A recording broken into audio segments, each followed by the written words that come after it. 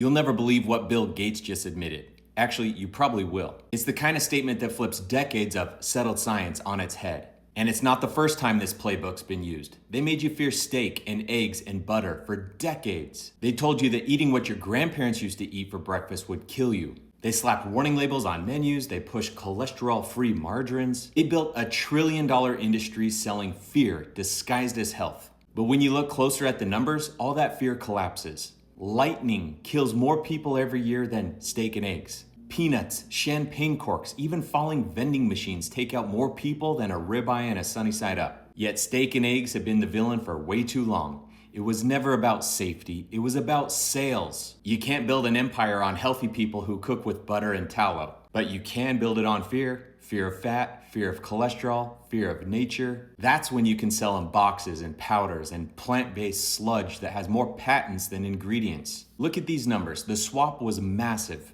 In 1908, the average person ate 20 pounds of butter per year. Today, the average person eats 6.5.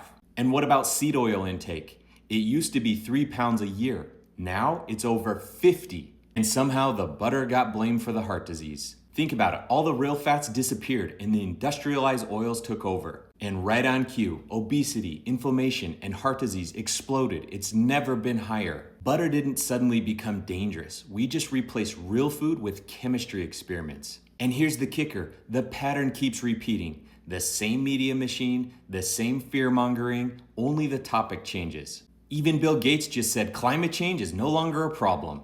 We just had decades of panic and propaganda and trillion-dollar solutions. Just like that, the narrative flipped. We're on to something new now, I'm sure. The goalposts have been moved along with the money. And look around, the crowd pretends that it was never anything different. It's gaslighting at its finest. First they sold fear of fat, then they sold the fear of carbon. The product might change, but the manipulation doesn't. Real food never needed a lab, and truth never needed rebranded. The danger's never been in steak and eggs and butter and even climate. It's in the system that taught you to fear them.